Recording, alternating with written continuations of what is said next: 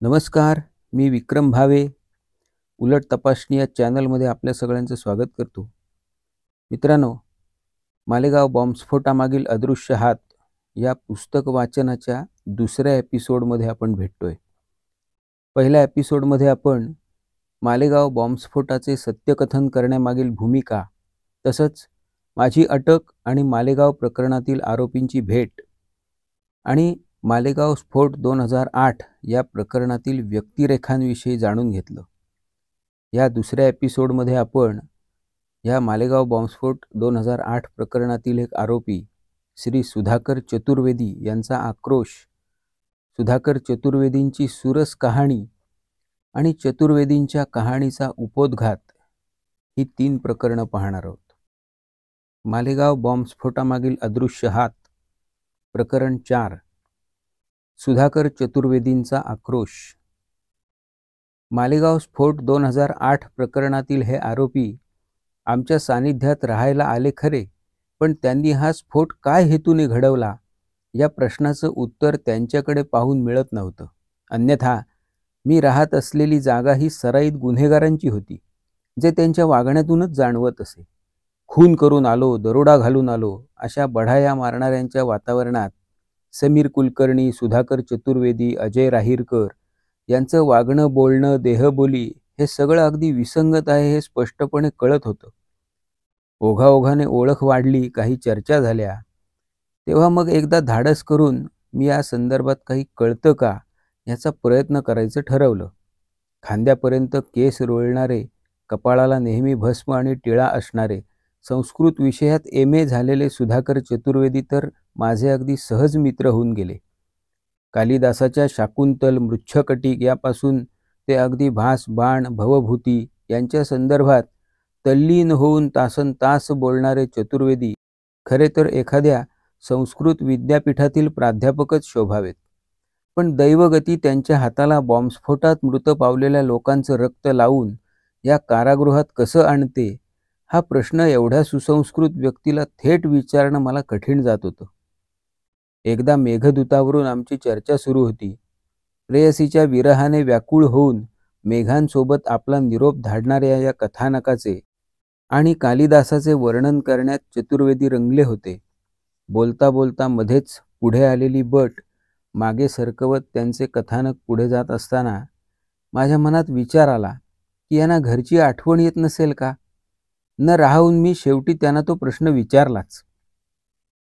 चतुर्वेदीजी, कालिदास, भास, भवभूती आणि मालेगावचा स्फोट हा तुमचा प्रवास कसा काय हो? आमच्यासोबत अजूनही 2-4 मित्र होते. माझ्या या प्रश्नाचे पडसाद त्यांच्याही चेहऱ्यावर उमटलेले दिसले. खरं सांगायचं तर हा प्रश्न त्यांच्याही मनात होताच, पण हा प्रश्न विचारून समोरच्याला का दुखवा ही रास्त भावना आमच्या सगळ्यांच्याच मनात होती. बराकीतील वातावरण एकदम स्तब्ध झालं. कालिदासावर आत्मीयतेने बोलणारा तो धबधबा थांबलाच. क्षणभर त्यांच्या डोळ्यात चमकून गेली ती वेदना. पण लगेच त्यांनी स्वतःला सावरलं आणि त्या प्रांजळ माणसाने आम्हाला विचारलं की दादा, तुम्हाला वाटतं का मी बॉम्बस्फोट केला असेल? मी काही बोलणार इतक्यातच जवळच्याच एका बंद्याने त्याच्या हातातील पुस्तक बाजूला ठेवून म्हटलं, वाटत तर नाही ना, म्हणून तर खरं तर प्रश्न आहे. चतुर्वेदीजी यावर काही उत्तर देणार एवढ्यात भत्ता आला.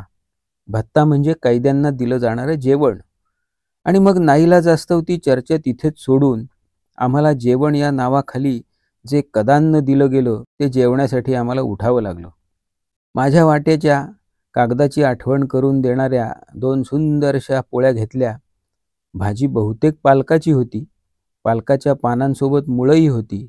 मुळाला असलेला मातीचा भाग हलकेच कडेला सरकवत मी ताट वाढून घेऊन पंक्तीत बसलो. पंक्तीला बसतानाच वदनी कवळ घेता हा श्लोक सहबंदी म्हणू लागले. भगवंताला पुढ्यातील अन्न अर्पण करून जेवण्यास सुरुवात केली. मनात घोळत होता चतुर्वेदींनी सांगितलेला रामटेकच्या टेकडीवरचा कालिदासाचा प्रियकर, त्याची आर्त विरह भावना आणि चतुर्वेदीजींच्या डोळ्यात चमकून गेलेली ती वेदना. माझ्या बाजूला आनंद नावाचा एक बंदी बसला होता. त्यांनी विचारलं, काय रे, कसला विचार करतोस? त्या क्षणाला माझ्या लक्षात आलं की खरंच माझं इकडे तिकडे लक्षच नव्हतं. त्याला मी झालेला तो प्रसंग सांगितला. मी सांगत होतो आणि आनंद मान डोलवत होता. त्याची ती मान डोलवण्याची पद्धत नेहमीचीच होती. कधी होकार भरणारी तर कधी राग सांगणारी. दोन्ही गोष्टी त्याच्या मान डोलवण्यातूनच समोरच्याला कळाव्यात. शेवटी एकदा ताडकन तो म्हणालाच, "विक्रम, तू इथे नवीन आहेस. तू इथे जुना व्हावास अशी माझी इच्छा नाही. पण ही जी वेदना तू म्हणालास ती तू ओळखायला शिक. माणूस अपराधी आहे की नाही हे त्याच्या डोळ्यातूनच कळतं." जेवण झालं आणि विश्रांतीनंतर पुन्हा गप्पा मारायचं ठरलं. तसं पुन्हा गप्पा मारायला बसलो आणि पुन्हा तीच चर्चा चालू झाली. 2008 मध्ये मालेगावात झालेला स्फोट आणि चतुर्वेदीजी. मात्र सकाळी चतुर्वेदीजींच्या डोळ्यात चमकून गेलेली वेदना आता नव्हती. 4 महिन्यांपूर्वी आपल्यासोबत जे झालं ते जणू काही आपण अनुभवलेलंच नाही. ते दुसऱ्याच कुणाबाबत होतं अशी तटस्थता चतुर्वेदीजींच्या चेहऱ्यावर दिसत होती. चतुर्वेदीजी सांगू लागले, "मी मूळचा उत्तर प्रदेशातला. माझं गाव मिर्झापूर जिल्ह्यात येतं. घरची फार श्रीमंती नाही, पण तसे आम्ही खाऊन पिऊन सुखी. घरी राष्ट्रप्रेमाचं वातावरण होतंच, ते माझ्यातही आलं होतं. कळायला लागलं त्या काळात देशात गाजत होतं शहाबानो प्रकरण. त्या प्रकरणात शासनाने अल्पसंख्याकांपुढे मतांच्या राजकारणासाठी मुजरा करीत लोटांगण घातल्यानंतर जी अस्वस्थता या देशात निर्माण झाली, ती माझ्यातही निर्माण झाली होती. त्याच उर्मीतून मी राष्ट्रीय स्वयंसेवक संघाचा कार्यकर्ता झालो. निधर्मीवादाच्या नावाखाली ही लोटांगण घालण्याची वृत्ती जशी वाढत गेली, तशी धर्म आणि राष्ट्र यांसाठी काहीतरी करण्याची आवश्यकताही वाढत गेली. मी स्वतःला या कार्यात झोकून देत गेलो. धर्म आणि राष्ट्र यासाठीचे कार्य करता करता मी, माझं कुटुंब असा स्वार्थी विचार करण्यापेक्षा राष्ट्रासाठी आणि धर्मासाठी अर्पण होणेच अधिक श्रेयस्कर आहे, असा विचार माझ्या मनात बळावू लागला. त्यातूनच मग गावही सुटला आणि संघाचा पूर्णवेळ कार्यकर्ता म्हणून मी प्रचारक म्हणून किती गावं किती शहरं भटकलो ते आता आठवणारही नाही. पण त्यात एक जोश असायचा. याच भटकंतीतून आणि प्रचार कार्यात नगर कार्यवाह म्हणून पुण्यात आलो. पण सुरुवातीला संघटनेमध्ये जो जोश होता तो आता दिसत नाही. कुठेतरी कृत्रिमता आली आहे. सर्व काही बेगडी होते आहे. डॉक्टर हेडगेवारांच्या काळात जो संघ होता आणि त्यांना जो अपेक्षित होता तो संघ कुठेतरी हरवून गेला आहे. मतांच्या राजकारणाला विरोध करता करता आम्ही शाखेत जाणाऱ्यांनी सत्तेच्या राजकारणाला सुरुवात केली आहे आणि आता आम्हीच मतांच्या राजकारणाकडे येत आहोत. आम्ही आमच्या या पराजयालाच विजय मानतो आहोत असं कुठेतरी मागे वळून पाहताना जाणवायचं. अर्थात असं झालं म्हणून धर्मासाठी आणि राष्ट्रासाठी कार्य करणं थांबवणं योग्य नाही. कारण आज राष्ट्रकार्यासाठी झोकून देण्याची गरज आहे हे दिसत होतं आणि हेही कळत होतं की संघातील अनेक सच्छील आणि सज्जन माणसांची माझ्यासारखीच कोंडी झाली आहे. 2-2 पिढ्या संघात घालवलेल्या व्यक्तींना हेच प्रश्न पडत आहेत, मात्र ते व्यक्त करण्याचे धाडस त्यांच्यात नाही. अनेकदा खाजगीत ही पोकळी व्यक्त करणाऱ्या संघाच्या अनेक कार्यकर्त्यांची माझी भेट झाली. मधला बराच काळ या तगमगीत गेला. याच दरम्यान 2008 मध्ये ही अशीच कुचंबणा भोगत सडण्यापेक्षा वेगळे होऊ आणि हेच कार्य करू अशा भूमिकेतून स्थापन झालेल्या अभिनव भारत या संघटनेबद्दल कळलं. माननीय हिमानीताई सावरकर यांची भेट झाली. स्वतः उच्च शिक्षित असूनही कुठेच बडेजाव नसणाऱ्या हिमानीताईंचा सडेतोडपणा मला आवडला, पटला आणि मनातील घुसमट थांबून इथे निर्णय घ्यावा असं वाटलं. त्याप्रमाणेच मी अभिनव भारतचं काम सुरू केलं.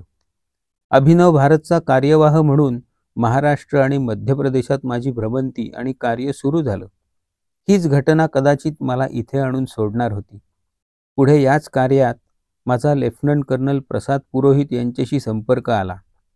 अभिनव भारतच्या कार्याच्या अनुषंगाने मी नाशिक जवळील देवळाली कॅम्प येथे राहण्यास आलो.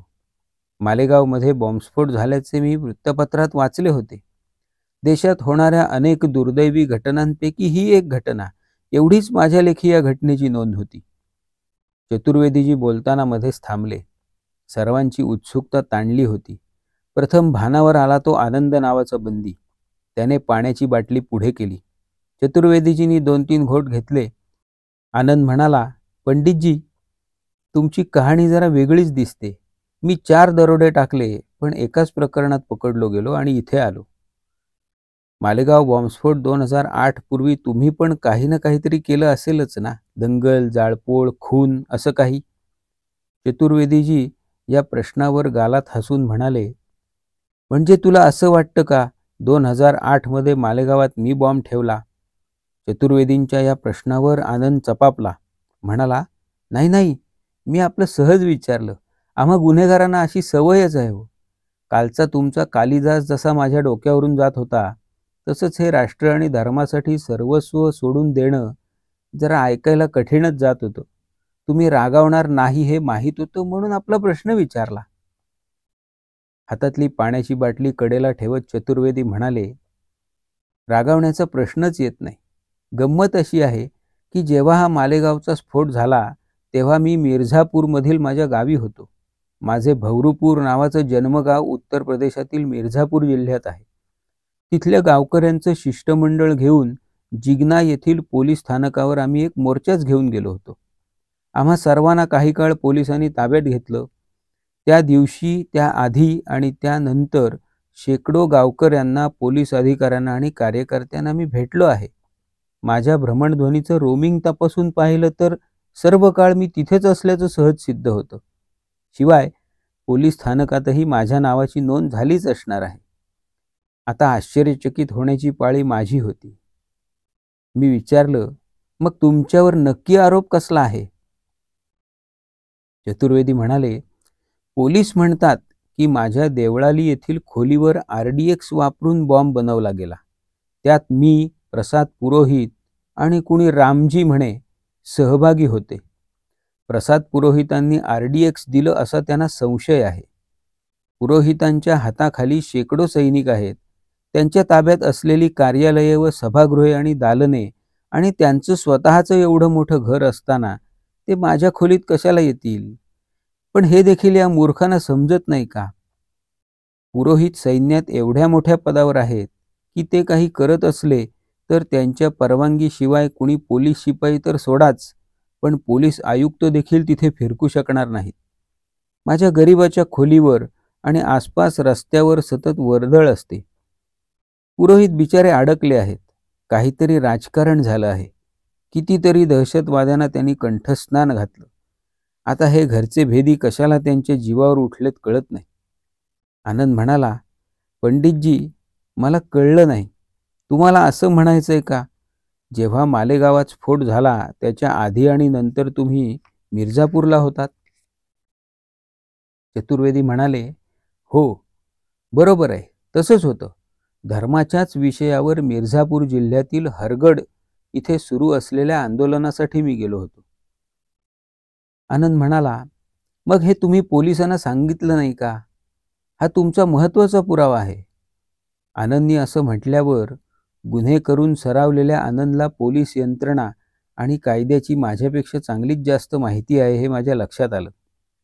चतुर्वेदी म्हणाले, मी मिर्झापूरला असल्याचं पोलिसांना सांगितलं, पण विश्वास ठेवतील तर शपथ, ते ऐकायलाच तयार नाहीत. त्यांचं आपलं एकच म्हणणं की तूच गुन्हेगार आहेस. इतका वेळ सुधाकर चतुर्वेदींच्या चेहऱ्यावर असलेली तटस्थता आता ढासळत होती. आनंद म्हणाला, अहो, ते पोलिसांचं नेहमीचंच आहे. कोणाला तरी पकडतात, कुठल्या तरी केसमध्ये अडकवतात, खोटे पुरावे तयार करतात. तुम्हाला तो विनोद माहीत आहे ना? एकदा पोलिसांना आदेश मिळाला की वाघ पकडून आणा. तेव्हा पोलिसांनी 15 मिनिटात वाघ आणल्याचं रिपोर्टिंग केलं आणि 10 मिनिटात घेऊन येतो असं सांगितलं. 4 तास गेले तरी यांची 10 मिनिटं काही संपेनात. आता आणतो हेही थांबेना. म्हणून मग त्यांचा प्रमुख जंगलात पाहायला गेला. जाऊन पाहतो तर काय, पोलिसांनी एका अस्वलाला उलटं टांगलं होतं आणि त्याला फटके देऊन म्हणत होते की कबूल कर, तूच वाघ आहेस म्हणून. आम्ही सगळे हसलो.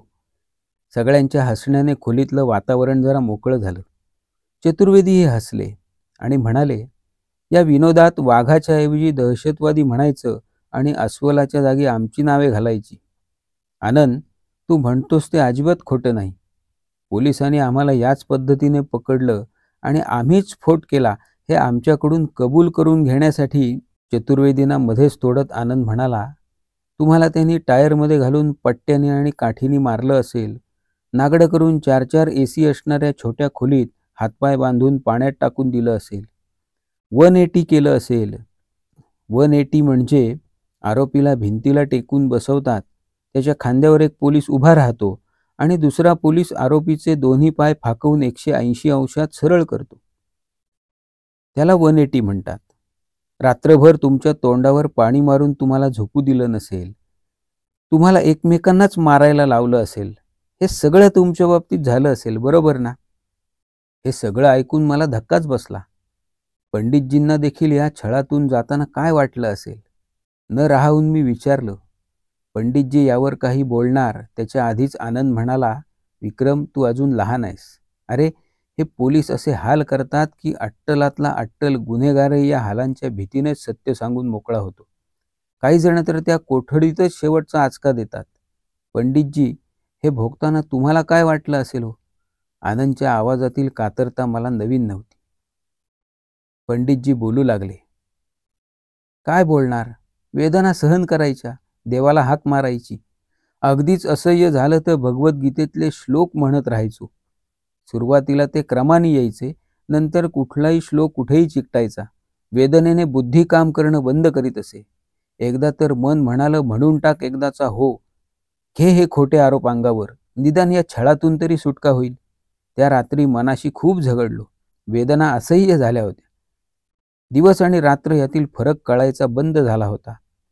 जगणं म्हणजे श्वास घेणं आणि वेदना भोगणं एवढंच राहिलं होतं. मग कधी ती वेदना बर्फाच्या लादीवर झोपण्याची असेल, कधी अंग सोलून काढणाऱ्या मुक्या माराची असेल, तर कधी हाडं फोडणाऱ्या थंडीची असेल. ती रात्र फार भयानक होती. पोलिसांच्या अर्वाच्य शिव्या मी गुन्हेगार नसतानाही का खाव्यात? का सतत मानभंग सहन करावा? अंतर्बाह्य मोडून पडलो होतो. हे खोटे आरोप स्वीकारले तर कधीतरी 2-5 वर्षांनी फाशी होईल. हे असे मरण्यापेक्षा गळ्यात येणारी काळी पिशवी आणि फाशीचा दोर परवडला. मन अगदी आक्रंदून उठलं होतं. शरीराचा कुठलाच भाग असा नव्हता जिथे वेदना नव्हती. बसणं असह्य होत होतं. झोपणं कठीण झालं होतं. उभं तर राहताच येत नव्हतं. त्या रात्री पोलिसांनी मला विष दिलं असतं तरी ते मी आनंदाने प्यायलो असतो. अचानक एका झटक्यात आयुष्य पोकळ होऊन गेलं होतं आणि आत्तापर्यंत जपलेले सगळे आदर्श जणू माझे नाहीतच असं वाटू लागलं. असेही हे राजकारणी आपल्याला सोडणार नाहीत. हिंदू दहशतवादाचा बागुलबुवा उभा करणं ही त्यांची सत्ता टिकवण्याची किल्ली आहे. त्यामध्ये आपला बळी जाणारच. मग हा वेदनेचा कालावधी का वाढवावा? असा आत्मघातकी प्रश्न मीच मला विचारत होतो. मात्र त्या सगळ्या संघर्षात एका क्षणाला आठवले ते काळ्या पाण्यावर कोलू ओढणारे स्वातंत्र्यवीर सावरकर. जीव घेणे रेच होत असताना कोलू ओढणाऱ्या सावरकरांनी 11 वर्ष स्वातंत्र्यासाठी तुरुंगात काढली आणि मी 10 दिवसातच हारलो. मग मी सावरकरांकडून काय शिकलो? त्यांच्या मारिता मारिता मरे तो झुंजेन या महावाक्यातून काय शिकलो? हा प्रश्न मला पडला आणि अथांग काळ्या विवरात खाली खाली कोसळणारं माझं मन कुठेतरी थांबलं पुन्हा विचार करण्यासाठी. कुणीतरी मध्येच प्रश्न केला, खूप मारलं का हो तुम्हाला त्यांनी? मी चमकून मागे पाहिलं तर मागचं कोंडाळं बरंच वाढलं होतं. हे अंडा सेलमधले कैदी आपल्या घोडा, कट्टा, खोका, पेटी, सामान अशा विषयाच्या चर्चा सोडून आज पंडितजींचं ऐकत बसले होते. पंडितजी म्हणाले, हो, सलग 10 दिवस मारझोड सुरू होती. मारहाणीचे वळ न्यायालयात दाखवता येणार नाहीत याची खात्री झाल्यानंतरच त्यांनी न्यायालयात आणलं आम्हाला. न्यायालयाला जखमा दिसू नयेत म्हणून मला विजेचे झटके दिले. 6-6 तास असे प्रकार त्यांनी केले. मी बेशुद्ध पडल्यावरच ते थांबायचे. बापरे, 10-12 दिवस तुम्ही हा छळ सहन केलात? एका बंद्याने हा प्रश्न विचारला. पंडितजी म्हणाले, 10-12 दिवस नाही, एका मासाहून अधिक काळ हे सहन करावं लागलं. तारीखवार सांगायचं झालं तर देवळाली कॅम्पमधील माझ्या खोलीत असतानाच एक दिवस, थांबा, तुम्हाला ती तारीखही सांगतो. त्यानंतर चतुर्वेदीजींनी जी तपशीलवार कहाणी सांगितली ती त्यांच्याच तोंडून पुढील प्रकरणात पाहूया. प्रकरण 5. सुधाकर चतुर्वेदींची सुरस कहाणी त्यांच्याच तोंडून जशी ऐकली तशी. सुधाकर चतुर्वेदी सांगू लागले. 23 ऑक्टोबर 2008 रोजी माझा मोबाईल वाजला. नंबर नवीन होता. मला अजून आठवतो. 99-233 54-185 असा तो नंबर होता. फोन उचलल्यावर पलीकडून आवाज आला. मी दहशतवाद विरोधी पथकाचा सहाय्यक पोलीस निरीक्षक बागडे बोलतो आहे. मला तुम्हाला आत्ताच्या आत्ता भेटायचं आहे. माझ्याकडे गाडी होतीच. मी म्हणालो मी येतो. त्यांनी मला देवळाली कॅम्प भागातील गुप्ता पेट्रोल पंपाजवळ या असं सांगितलं. मी काही केलंच नव्हतं, त्यामुळे कसली भीतीच नव्हती. एकटाच राहत होतो. खोलीला कुलूप घातलं, गाडीला किक मारली आणि गुप्ता पेट्रोल पंपाजवळ जाऊन पोचलो. हे बागडे काळे की गोरे हेही मला माहीत नव्हतं. पेट्रोल पंपावर पोलिसांची एक जीप उभी होती. कदाचित यांच्यापैकीच कोणी मला फोन केला असेल म्हणून मी त्या गाडीच्या दिशेने जाऊ लागलो. तेवढ्यात 4-5 धटिंगणांनी मला पकडलं आणि एकाने मला शिव्या देत माझ्या कानाखाली मारली. त्या सुन्नपणातून बाहेर येईपर्यंत त्यांनी मला पोलिसांच्या गाडीत कोंबलं देखील होतं. पुन्हा शिव्या हसडत तोच माणूस म्हणाला, मादरचोद, बॉम्बस्फोट करता काय? आता तुझ्या गांडीत बॉम्ब लावतो. सगळी आय माय आठवेल तुला भडव्या. त्यांनी मला जीपच्या मागील भागात खाली टाकलं होतं. 4 राक्षस कडेला बसले होते. त्यांनी माझे हातपाय बांधले. हे होत असताना लाथा आणि शिव्यांचा वर्षाव होतच होता. गाडीत कोंबल्यावर कोण कुठे मारते हेही कळत नव्हतं. शरीराचा प्रत्येक भाग मार खात राहिला. तोंडात कधी बोळा कोंबला गेला तेही मला कळलं नाही. मुकाट्याने मार खाता खाता मी शेवटी बेशुद्ध पडलो. जाग आली तेव्हा डोळ्यांसमोर मिट्ट काळोख होता. अंग ठणकत होतं.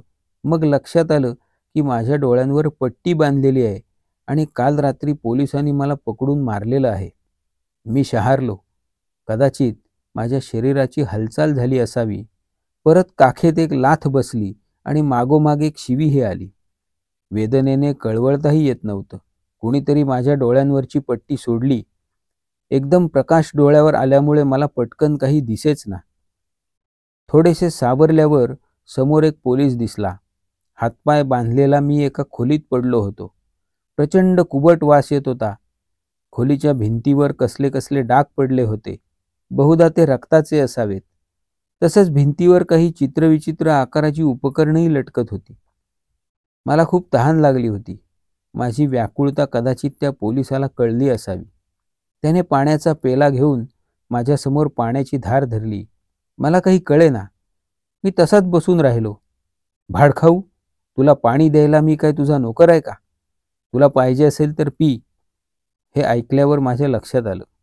मी तसाच सरपटत सरपटत त्या पाण्याच्या धारेजवळ गेलो आणि काही घोट पाणी प्यायलो. तू आता पोलीस स्टेशनमध्ये आहेस. कबुली देऊन टाक, नाहीतर मरशील. पाण्याच्या घोटांनी थोडी तरतरी आली. शरीर बधीर झालंच होतं, पण मनाची स्थिती वेगळी नव्हती. शरीराच्या कुठल्या कुठल्या भागातून कळ येत आहे हे देखील कळत नव्हतं. डोक्याचा असह्य ठणका सुरू असतानाच कानावर शब्द पडले. साल्याची अशी मारू की कोर्टात कबुली जबाब द्यायला हा तयार झाला पाहिजे. मनाच्या या बधिरतेमध्येही हे वाक्य माझ्या संदर्भात आहे हे मला कळलं, पण त्याचा अर्थ नेमका मला समजला नाही. तेवढ्यात 4-6 गुंडांसारखी दिसणारी माणसं आली. माझे हातपाय बांधलेलेच होते. दोघांनी माझे पाय धरले आणि फरफटतच कुठेतरी घेऊन जाऊ लागले. काहीच कळत नव्हतं. डोकं घासत होतं. काल खाल्लेल्या माराची टेंगळं ठणकत होती. माझा हा फरफटणारा प्रवास थांबला आणि त्यांनी मला उठवून बसवलं. समोर एक पोलीस अधिकारी बसला होता. त्याच्या डोळ्यात जरब होती. तो परमवीर सिंग होता. अर्थात हे नाव मला नंतर कळलं. मी मुंबईच्या काळा चौकी येथील पोलीस स्थानकात होतो हे देखील मला नंतरच समजलं. मला बसवून हे सगळे पोलीस मागे उभे राहिले. मला काही कळतच नव्हतं. घसा पुन्हा कोरडा झाला होता. मी काही बोलणार इतक्यात तो अधिकारी खुर्चीतून उठला, माझ्या जवळ आला आणि माझ्या खांद्यावर त्याच्या बुटाचा पाय दाबत गुरगुरला. तू आता ATSच्या ताब्यात आहेस. आम्ही सत्य शोधून काढूच. सांग कुणी तुला मदत केली बॉम्ब बनवायला. कालपासून आता प्रथमच मला काही बोलायची संधी मिळत होती. निदान हा तरी ऐकेल ह्या भोळ्या आशेने मी कळवळलो, साहेब, कल से किस बम की बात हो रही है मुझे नहीं समझ में आ रहा. साहब, मैंने कोई बम नहीं बनाए, मुझे कुछ समझ में नहीं आ रहा. माझे बोलणे त्याला आवडलं नाही. त्याची नजर मला जाळाच्या चटक्यासारखी वाटत होती. अचानक त्याचा पाय मागे आला आणि माझ्या खांद्यावर पुन्हा जोरदार लाथ बसली. मी तसाच मागे आपटलो. डोळ्यापुढे अंधारी आली. तो अधिकारी ओरडला, हरामजादा, सोला सालेची चामडी. त्यानंतर त्या वाक्याचा अर्थ कळायच्या आतच त्याच खांद्यावर पुन्हा लाथ बसली आणि तिची वेदना मस्तकापर्यंत पोहोचेपर्यंत सगळीकडून पुन्हा मार पडू लागला. हातपाय बांधलेल्या अवस्थेतला मी जमिनीवर पडलो होतो आणि हे 4-5 जण मला जनावरासारखे तुडवत होते. पहिल्या 2 मिनिटांनंतर त्यांचा आवेश थोडा मंदावला. मग शिवीगाळीला सुरुवात झाली. खरं तर त्या प्रश्नामधून मला कळलं की नुकत्याच मालेगावमध्ये झालेल्या स्फोटाबाबत ते माझी चौकशी करत आहेत. अतिशय गलिच्छ शिव्या केवळ मलाच नव्हे तर माझ्या कुटुंबियांनाही उद्देशून ऐकाव्या लागत होत्या. त्या मारहाणीत एका क्षणाला माझ्या अंगावरचे सगळे कपडे त्यांनी फाडून टाकले. माझ्याकडील सर्व साहित्य, ज्यामध्ये माझ्या खिशातलं पाकीट, गाडी चालवण्याचा परवाना, गाडीची किल्ली, माझ्या घराची किल्ली, पैसे, हे सगळं काही त्यांनी ताब्यात घेतलं. काही काळानंतर मला मारणाऱ्या अधिकाऱ्यांची नावं त्यांच्या संभाषणातूनच मला समजली. सचिन कदम, अरुण खानविलकर, कृष्णा सावंत, सुनील यादव असे ते अधिकारी होते. त्यांनी कित्येक कोरे कागद माझ्यापुढे ठेवून बळजबरीने त्यावर माझ्या स्वाक्षऱ्या घेतल्या. माझी कित्येक छायाचित्र त्यांनी काढली. पुढे मी कारागृहात आलो तेव्हा खोटे पंचनामे आणि बनावट ओळख परेड पंचनामे करण्यासाठी पोलीस अशा प्रकारे कोऱ्या कागदावर स्वाक्षऱ्या आणि छायाचित्र वापरतात असं मला इतर कैद्यांकडून कळलं. 24 ऑक्टोबर 2008 रोजी माझ्या मुसक्या बांधून या अधिकाऱ्यांनी मला एका वाहनात कोंबलं व ते मला मुंबईमधील विमानतळावर घेऊन गेले. सचिन कदम, राजन गोळे, विवेक वाकुंड, सुनील यादव, कृष्णा सावंत आणि संजय पाटील हे पोलीस अधिकारी माझ्याबरोबर होते. जेव्हा आम्ही विमानतळाच्या सुरक्षाद्वारातून आत शिरलो तेव्हा या अधिकाऱ्यांनी मला घेरलं होतं. त्यांनी कुणाशीही मला बोलू दिलं नाही. मी देखील भेदरलेलाच होतो. त्यावेळी एका सुरक्षा कर्मचाऱ्याशी ATSच्या अधिकाऱ्यांना बोलताना मी ऐकलं. ते माझ्याकडे बोट दाखवून संग्राम सिंग असं म्हणताना मी ऐकलं. काही कागदपत्रही ते त्या सुरक्षा अधिकाऱ्यांना दाखवत होते. संग्राम सिंग या खोट्या नावाची कागदपत्र तयार करून त्या नावाने मला ते कुठेतरी घेऊन चालले आहेत हे माझ्या लक्षात आलं. पण मी एवढा भेलो होतो की मला काहीच करता आलं नाही. नंतर आम्ही एका विमानाजवळ आलो. ते एक छोटेखानी विमान होतं. विमानाच्या दर्शनी भागावर आणि आतल्या भागावर इंडिया बुल्स असं लिहिलं होतं. म्हणजे इंडिया बुल नावाच्या कोणत्या तरी कंपनीचं हे खाजगी विमान होतं. या कंपनीने पोलिसांना आपलं खाजगी विमान वापरण्यासाठी दिलं होतं. आमचं विमान उडालं आणि एका तासाभरात एका ठिकाणी उतरलं. मी स्वतः, ATSचे ते अधिकारी आणि विमानचालक आणि त्याचे 2 सहकारी याशिवाय विमानात कोणीही नव्हतं. मध्य प्रदेशातील भोपाळमधील राजा भोज विमानतळ असा नामफलक मी पाहिला. आपल्याला भोपाळला का आणलं आहे हे माझ्या लक्षात येत नव्हतं. तिथून एका गाडीत घालून मला हॉटेलमध्ये नेण्यात आलं. तिथे मला एका खोलीत डांबून ठेवलं. रात्री देखील कारण नसताना त्यांनी मला बेदम चोपलं. 25 ऑक्टोबर 2008 रोजी त्यांनी मला भोपाळच्या कोलार मार्गावर नेलं. तेव्हा सचिन कदम एकसारखे त्यांच्या कुणातरी वरिष्ठ अधिकाऱ्यांशी भ्रमणध्वनीवर बोलत होते. माझा स्वतःचा भ्रमणध्वनी संच कृष्णा सावंत यांच्या हातात होता आणि तो सुरू होता. भोपाळ व मध्य प्रदेशच्या अन्य भागात कार्य करणारे हिंदुत्ववादी श्री समीर कुलकर्णी यांना मी ओळखत होतो. ते मूळचे महाराष्ट्रातलेच. त्यांचा फोन माझ्या भ्रमणध्वनीवर आला. कृष्णा सावंतांनी तो घेतला नाही व मलाही घेऊ दिला नाही. ते मला जवळच्या रेल्वे स्थानकावर घेऊन गेले आणि तिथल्या स्थानिक सार्वजनिक दूरध्वनीवरून समीरच्या दूरध्वनीवर बोलण्यास त्यांनी मला भाग पाडलं. समीर म्हणाला, मी हबीबगंज रेल्वे स्थानकावर आहे आणि आता ग्वाल्हेरला चाललो आहे. तू भोपाळला आला आहेस का? तू माझ्याबरोबर येत असलास तर तुझंही तिकीट काढतो. आमचं संभाषण एटीएसचे अधिकारी ऐकत होते. मी हबीबगंजला येतो असं सांग, असं त्यांनी मला खूण करून सांगितलं. मला त्यांचं ऐकण्या वाचून गत्यंतर नव्हतं. मी अगदी गलितगात्र झालो होतो. आम्ही सर्वजण हबीबगंजला आलो. बिचारा समीर माझ्या सांगण्यावर विश्वास ठेवून तिथे थांबला होता. त्याच्या आसपास काही अनोळखी तगडे इसम उभे होते. झडप घालून एटीएसच्या अधिकाऱ्यांनी त्याला पकडलं आणि मारत मारत मुसक्या बांधून गाडीत कोंबलं. नंतर मला समीरकडूनच समजलं की मध्य प्रदेश पोलिसांनी एटीएसच्या सांगण्यावरून समीरला घेराव करून थांबवून ठेवलं होतं. आम्हा दोघांना पुन्हा राजा भोज विमानतळावर आणलं. इंडियाबुल कंपनीचं ते छोटेखानी विमान तिथेच उभं होतं. म्हणजे विमान रात्रभर तिथे थांबलं होतं आणि एटीएसच्या दिमतीसाठीच ते विमान देण्यात आलं होतं हे लक्षात आलं. वैमानिक व अन्य दोघे कर्मचारीही कुठल्या तरी पंचतारांकित हॉटेलात राहिले असतील हे नक्की. एवढा सगळा खर्च माझ्यासारख्या मामूली माणसासाठी कोण आणि का करत आहे हे मला तेव्हाही समजलं नाही आणि आजही समजत नाही. आम्हाला विमानात बसवल्यानंतरही विमान उडायला थोडा उशीर झाला. काहीतरी वाद सुरू होता. समीरला विमानात घातल्यानंतर एक आसन एटीएसच्या अधिकाऱ्यांसाठी कमी पडत होतं. त्यातील एकाने दुसऱ्या विमानाचं तिकीट काढून यावं अशा स्वरूपाचं संभाषण मी ऐकलं. जो अधिकारी नंतरच्या विमानाने तिकीट काढून येईल त्याचंच नाव इंडियाबुलच्या विमानातील प्रवाशांच्या यादीत द्यावं व समीरचं नावच देऊ नये असंही बोलणं मी ऐकलं. थोडक्यात माझ्याप्रमाणेच समीर देखील बेकायदेशीररित्या एटीएसच्या ताब्यात होता हे माझ्या लक्षात आलं. विमानात 7च आसनं असल्याने एटीएसची पंचाईत झाली. खरं तर वैमानिकाने 8 प्रवासी घुसडून घ्यावेत असा त्यांचा आग्रह होता, पण वैमानिक काही केल्या ऐकायला तयार नव्हता. अखेरीस आमचं विमान उडालं आणि आम्ही मुंबईला आलो. आम्हाला थेट काळा चौकी येथील एटीएसच्या कार्यालयात नेण्यात आलं.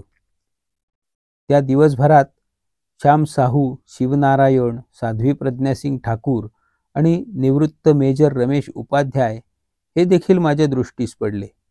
त्यांना देखील अटक झाली आहे असं मला मागाहून समजलं. त्या दिवसानंतर माझी आणि समीर कुलकर्णीची गाठ काही दिवस पडलीच नाही. त्याला कुठं नेलं होतं देव जाणे. मागाहून मला समजलं की त्याला नाशिकला नेऊन आरोपी म्हणून न्यायालयापुढे हजर केलं होतं. 25 ऑक्टोबर 2008 पासून 4 नोव्हेंबर 2008 पर्यंत मला कोणत्याही न्यायालयापुढे हजर केलं नाही. या काळात माझा खूप छळ झाला. अखेरीस मी निर्दोष असल्याचे एटीएसच्या अधिकाऱ्यांच्या लक्षात आले. 4 नोव्हेंबर 2008 रोजी रात्री 8 वाजता त्यांनी मला माटुंगा पोलीस स्थानकात नेलं आणि तेथील पोलिसांच्या कोठडीत मला डांबलं. 5 नोव्हेंबर 2008 रोजी कुर्ला येथील एका न्यायालयासमोर मला नेलं. न्यायालयाने मला विचारलं की तुला पोलिसांनी काही त्रास दिला का? मी फार घाबरलो होतो. एटीएसचे 7-8 अधिकारी साध्या वेशात आसपासच बसले होते आणि माझ्याकडे रोखून पाहत होते. मला कायद्याचं काही ज्ञान नव्हतं. इथे आपल्याला का आणलं आहे हेच कुणी मला सांगितलं नव्हतं. दोघे वकील न्यायालयासमोर उभे राहून काहीतरी बोलत होते आणि त्यातला एक माझा वकील आहे असं कोणीतरी मला सांगितलं. मी त्या वकिलालाही ओळखत नव्हतो. मला पकडल्याचं कुणाही नातेवाईक अथवा मित्रांना माहीत नव्हतं. त्यामुळे मला वकील कुणी दिला हे गूढच आहे. न्यायालयातून निघालो आणि पुन्हा माटुंगा येथील पोलीस कोठडीत माझी रवानगी झाली. या काळात मला बऱ्याच जणांनी उलटसुलट प्रश्न विचारले. मला प्रयोगशाळेत नेऊन माझी ब्रेन मॅपिंग नावाची चाचणी देखील केली. तिथे हा सगळा प्रकार सांगितला. 20 नोव्हेंबर 2008 रोजी मला पुन्हा तिथून हलवलं आणि नाशिकच्या एका न्यायालयात मालेगाव स्फोटातील आरोपी म्हणून मला सादर केलं. चतुर्वेदींचं निवेदन संपलं तेव्हा आम्ही सगळे सुन्न झालो होतो.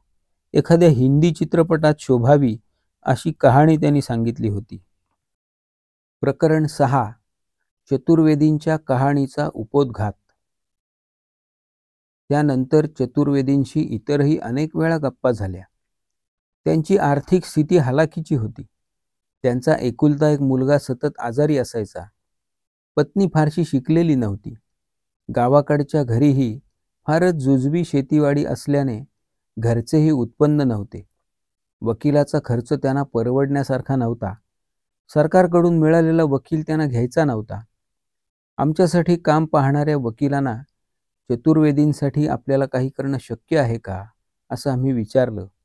आनंदाची गोष्ट अशी की आमच्या वकिलांनी चतुर्वेदी यांना विनामूल्य कायदेशीर सहाय्य करण्याचं आनंदाने मान्य केलं. माझी सुटका झाल्यानंतर वकिलांची व इतर अनेकांच्या भेटी झाल्या व त्यात समजलेली माहिती वाचकांच्या उद्बोधनासाठी येथे देत आहे.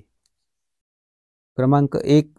चतुर्वेदी यांनी माहितीच्या अधिकाराखाली अर्ज करून 24 व 25 ऑक्टोबर 2008 रोजी इंडियाबुल कंपनीचे विमान मुंबई भोपाळ व परतीचा भोपाळ ते मुंबई प्रवास करून आल्याबद्दलची माहिती विमानतळ प्राधिकरणाजवळ मागितली. ही माहिती त्यांना मिळाली. 24 ऑक्टोबर 2008 रोजी खरोखरच एक 7 आसनाचे व इंडियाबुल कंपनीच्या मालकीचे विमान मुंबईहून भोपाळला गेले व हेच विमान रात्रभर थांबून दुसऱ्या दिवशी म्हणजे 25 ऑक्टोबर 2008 रोजी मुंबईला परत आले. 2. या विमानातील प्रवाशांची नावं सचिन कदम, राजन गोळे, विवेक वाकुंड, सुनील यादव, कृष्णा सावंत, संजय पाटील आणि संग्राम सिंग अशी आहेत. परतीच्या प्रवासातही हीच नावं आहेत. समीर कुलकर्णीचं नाव कुठेही दिसून येत नाही. 3. 25 ऑक्टोबर 2008 रोजी भोपाळ येथील वृत्तपत्रांमध्ये महाराष्ट्र पोलीस कुणा संग्राम सिंग नावाच्या दहशतवाद्याला मुंबईहून घेऊन आले होते अशा बातम्या प्रसिद्ध झाल्या होत्या. या दहशतवाद्यास मालेगाव बॉम्बस्फोट 2008च्या प्रकरणात अटक झाल्याचंही या सर्व बातम्यांमध्ये म्हटलं आहे. प्रत्यक्षात या नावाचा कुणीही आरोपी मालेगाव बॉम्बस्फोट 2008 या प्रकरणात नाही. याचा अर्थ असा की भोपाळ विमानतळावर इंडियाबुलचे विमान उतरल्यानंतर ज्या काही संशयास्पद हालचाली होत होत्या त्याचा सुगावा लागल्यामुळे तेथील स्थानिक पत्रकारांनी या प्रकरणाचा मागोवा घेतला व विमानतळावरील सुरक्षा कर्मचाऱ्याकडून जी माहिती मिळाली तिच्या आधारे या बातम्या प्रसिद्ध झाल्या. अशी बातमी महाराष्ट्रातील कोणत्याही वृत्तपत्रात मात्र आलीच नव्हती. 4. कलिना येथील शासकीय प्रयोगशाळेकडून ब्रेन मॅपिंग चाचणीचा अहवाल माहितीच्या अधिकाराखाली मिळाला. श्री चतुर्वेदी यांची ब्रेन मॅपिंग चाचणी दिनांक 11 नोव्हेंबर 2008 रोजी करण्यात आली होती. या चाचणीत विचारलेले सर्वच्या सर्व प्रश्न मालेगाव बॉम्बस्फोट 2008च्या संदर्भातले आणि लेफ्टनंट कर्नल प्रसाद पुरोहित व अन्य आरोपींविषयी खोदून चौकशा करणारे होते. मालेगाव बॉम्बस्फोट 2008 प्रकरणात चतुर्वेदींना अटक झाली तीच मुळी 20 नोव्हेंबर 2008 रोजी. मग 11 नोव्हेंबर 2008 रोजी त्यांची चौकशी कशी झाली हे फार मोठं गूढ आहे. 5. चतुर्वेदी यांना माटुंगा पोलीस स्थानकाच्या ताब्यातच का दिले या प्रश्नाचं थोडंफार उत्तर ATSची कार्यप्रणाली पाहून मिळतं. चतुर्वेदी यांच्याकडे रिव्हॉल्वर सापडलं असा खोटा पंचनामा तयार करण्यासाठी लायक अधिकारी केवळ माटुंगा पोलीस स्थानकातच उपलब्ध होता. हा अधिकारी 2च महिन्यापूर्वी ATS मधून माटुंगा पोलीस स्थानकात बदली होऊन आला होता. थोडं विषयांतर करून एक मुद्दा मांडतो. मकोका कायद्याप्रमाणे पोलिसांसमोर घेतलेला कबुली जबाब ग्राह्य मानला जातो. मात्र असा कबुली जबाब न्याय्यपणे घेतला असं भासवण्यासाठी एखाद्या त्रयस्थ पोलीस स्थानकात आरोपीस एक रात्र ठेवण्याचा सोपस्कार पाळला जातो. आरोपीने कबुली जबाब देण्याची तयारी दाखवल्यानंतर त्याला विचार करण्यास वेळ दिला व या काळात ATSचा कुणीही अधिकारी त्याला भेटलाही नाही याबद्दल न्यायालयाची खात्री पटवण्यासाठी हा सोपस्कार पाळतात. मालेगाव बॉम्बस्फोट 2008 प्रकरणातील आरोपी क्रमांक 12 म्हणजे प्रवीण टक्कलकी याला अशाच प्रकारे एक रात्र चेंबूर पोलीस स्थानकात ठेवलं होतं.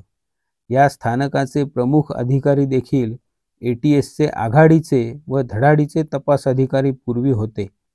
प्रवीण टक्कलकी यांनी नंतर आपला तो जबाब दडपणाखाली दिला होता असं न्यायालयाला सांगितलं. मालेगाव स्फोट 2006 प्रकरणातील मुसलमान आरोपींनी देखील बळजबरीने कबुली जबाब घेतल्याचा आरोप ATSवर केला होता. असीमानंद यांनी कबुली जबाब दिल्यानंतर या मुसलमान आरोपींनी ATSवर केलेले सर्व आरोप खरे आहेत अशी भूमिका सत्ताधारी पक्षाने घेतली. याचा अर्थ असा की पोलिसांनी बळजबरीने कबुली जबाब घेतले असे म्हणण्याचा अधिकार मुसलमान आरोपींना आहे, मात्र असीमानंदांना तो अधिकार नाही. 6. या सर्व माहितीच्या आधारे चतुर्वेदी यांनी मुंबई उच्च न्यायालयात याचिका दाखल केली. आपलं अपहरण करण्यात आलं होतं व आपल्याकडून घराच्या किल्ल्या काढून घेऊन 3 नोव्हेंबर 2008 रोजी सहाय्यक पोलीस निरीक्षक बागडे यांनी RDX मिश्रित माती तिथे टाकली. त्यानंतर 20 नोव्हेंबर 2008 रोजी आपणास मालेगाव प्रकरणात अटक केल्यानंतर याच मातीचा पंचनामा करून बॉम्ब येथेच तयार झाला होता असे दाखवण्याचा प्रयत्न केला. लेफ्टनंट कर्नल प्रसाद पुरोहित यांच्यासाठी खबऱ्या म्हणून आपण काम करीत असल्यामुळे त्यांना अडकवण्यासाठी महाराष्ट्र ATSने हे कारस्थान केलं असा थेट आरोप चतुर्वेदी यांनी केला. या सर्व प्रकरणांची चौकशी करण्यासाठी आता उच्च न्यायालयानेच हस्तक्षेप करावा अशी मागणी चतुर्वेदी यांनी आपल्या याचिकेत केली होती. दुर्दैवाने 17 डिसेंबर 2012 रोजी मुंबई उच्च न्यायालयाने ही याचिका फेटाळली. चतुर्वेदी यांनी प्रथम पोलिसातच तक्रार करायला हवी होती असं मत मांडून या तांत्रिक कारणास्तव याचिका फेटाळण्यात आली. सर्वोच्च न्यायालयाने व विविध उच्च न्यायालयांनी अनेक प्रकरणात थेट हस्तक्षेप केला आहे.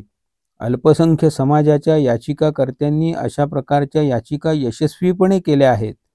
हा चतुर्वेदींच्या वकिलांचा युक्तिवाद न्यायालयाने मान्य केला नाही. इंडियाबुल कंपनीचे विमान अटकेपूर्वीच वापरले जाते, आरोपीचे अपहरण केले जाते, यावरून उच्चपदस्थांचा व राजकारणी नेत्यांचा यात हात आहे हे स्पष्ट दिसून येत असतानाही न्यायालयाने तांत्रिक मुद्द्यावर अधिक भर दिला. 7. 17 डिसेंबर 2012 रोजी याचिका फेटाळल्यानंतर 24 तासांच्या आत चतुर्वेदी यांच्या वतीने महाराष्ट्र पोलीस, NIA, विविध ठिकाणची पोलीस स्थानके, विमानतळाजवळील पोलीस स्थानक, माटुंगा पोलीस स्थानक, काळा चौकी पोलीस स्थानक तसंच महाराष्ट्राचे गृहमंत्री, केंद्र शासन या सर्वांना नोटीस बजावण्यात आली. सर्व कागदपत्र सोबत जोडून ATSची चौकशी करण्याची मागणी या नोटिशीत करण्यात आली. अपेक्षेप्रमाणे कुणीही या नोटिशीचे साधे उत्तरही दिले नाही. 8. चतुर्वेदी यांनी पुन्हा एकदा याचिका दाखल केली की माझ्या मागील याचिकेत ज्या तांत्रिक त्रुटी राहिल्या त्याचे निरसन मी आता केले आहे. शासन मला प्रतिसादच देत नाही. आता तरी उच्च न्यायालयाने लक्ष घालावे अशी कळकळीची विनंती याचिकेत करण्यात आली होती. यावेळी मात्र मुंबई उच्च न्यायालयाने सर्व प्रतिवादींना कारणे दाखवा नोटीस जारी केली. तांत्रिक मुद्द्यावर याचिका निकालात काढण्याच्या शासनाच्या प्रयत्नांना यावेळी अपयश आलं. खेदाची बाब अशी की न्यायालयाने दिलेल्या मुदतीत कोणीही आपलं प्रतिज्ञापत्र दाखल केलं नाही. आता शासनाने एकंदरीत वेळकाढूपणाचं धोरण स्वीकारलंय असं दिसतं. 9. 20 जुलै 2013 रोजी चतुर्वेदी यांची त्यांच्या वकिलांची भेट झाली. तोपर्यंत NIAचा अगर केंद्र शासनाचा कुणीही अधिकारी त्यांची साधी भेट घेण्यासाठी आला नव्हता. 18 डिसेंबर 2012 रोजी दिलेल्या नोटिशीचे कुणीही काहीही उत्तर आजपर्यंत दिलं नाही हे वेगळं सांगायला नकोच. मालेगाव बॉम्बस्फोट 2008 प्रकरणाचा तपास आता NIAकडे म्हणजे राष्ट्रीय तपास यंत्रणेकडे सोपवण्यात आला आहे. मालेगाव बॉम्बस्फोट 2006 प्रकरणात NIAने कमालीची तत्परता दाखवली आणि प्रकरणाच्या मुळाशी जाऊन प्रत्येक साक्षीदाराची अक्षरशः पुनर्तपासणी केली. याविषयी मी इतरत्र लिहिले आहेच. इतकंच नव्हे तर मालेगाव बॉम्बस्फोट 2006 प्रकरणात अटकेत असणाऱ्या मुसलमान आरोपींची बाजू समजावून घेऊन या अनुषंगाने ATSकडून काय चुका झाल्या व ATSने मांडलेले विविध सिद्धांत कसे संशयास्पद आहेत हे न्यायालयास पटवण्यासाठी NIAने कित्येक पाने आपल्या पुरवणी आरोपपत्रात खर्ची घातली आहेत. उदाहरणार्थ, स्फोटात सहभाग असल्याचा ज्याच्यावर आरोप आहे असा आरोपी स्फोटाच्या दिवशी यवतमाळ इथे म्हणजे 400 किलोमीटर दूर अंतरावर होता याचे पुरावे NIAने भरपूर परिश्रम घेऊन गोळा केले. मालेगाव बॉम्बस्फोट 2008च्या वेळी चतुर्वेदी देखील 1600 किलोमीटर दूर अंतरावरील आपल्या जन्मगावी होते. याचा तपास करण्याची मात्र NIAला आवश्यकताच भासलेली नाही. 18 डिसेंबर 2012 पासून एखाद्या पत्राचे उत्तरच द्यायला NIAला वेळ मिळत नसेल, तर अशा तपास यंत्रणेचे अधिकारी काय पात्रतेचे आहेत याचा विचार मनात येऊन शहारल्यासारखे होते.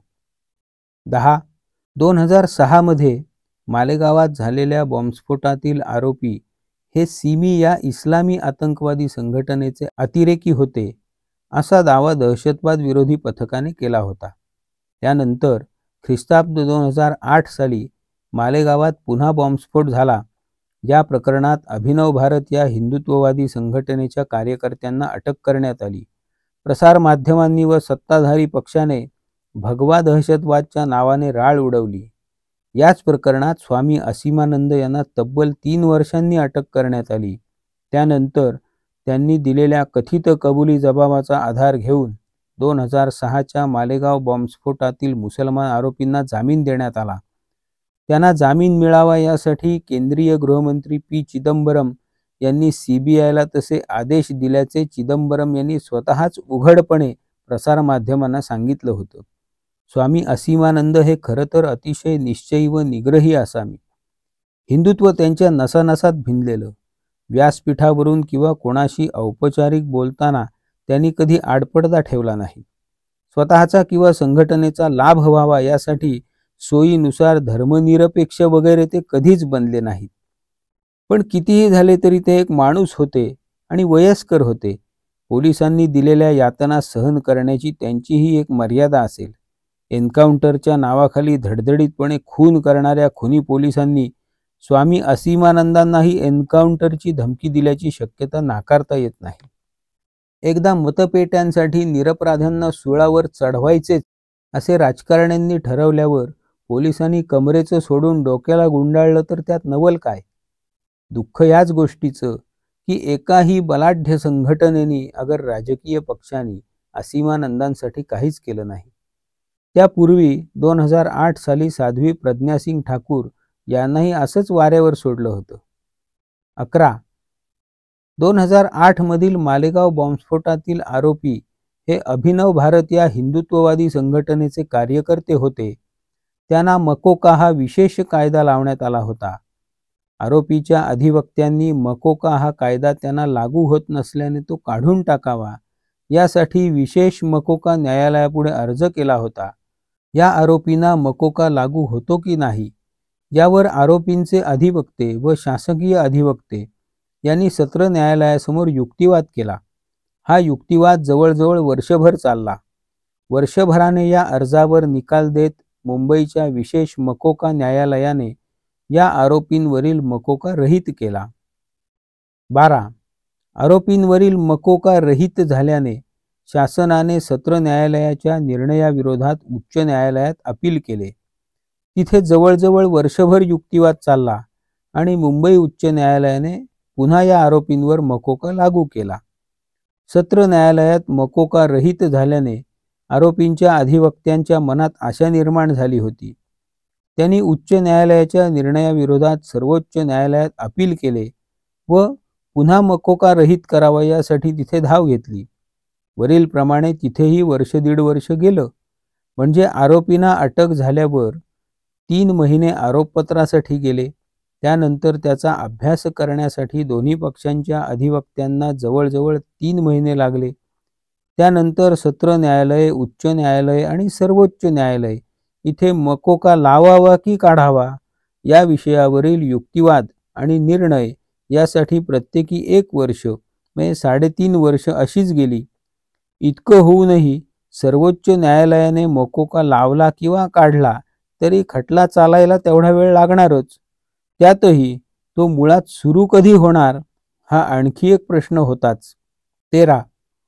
आरोपींना न्यायालयात ने-आण करणाऱ्या आरक्षींच्या चर्चेतून ऐकायला मिळालं की राजकारण्यांची ही खेळीच आहे.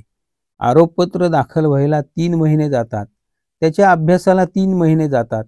मग मकोका काढावा की लावावा यावर निर्णय होण्यासाठी सत्र न्यायालय, उच्च न्यायालय आणि सर्वोच्च न्यायालय येथे प्रत्येकी 1-1 वर्ष जातं. असं व्हावं यासाठीच सत्र न्यायालयात मकोका रहित केला जातो.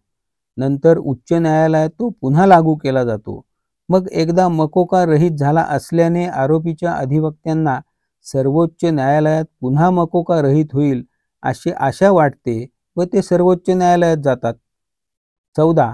अशा तऱ्हेने आरोपपत्र व मकोका यावारीच 3.5 वर्ष जातात. खटला सुरू होण्यासाठी एखादे वर्ष जाते व पुढे खटला 3-4 वर्ष चालतो.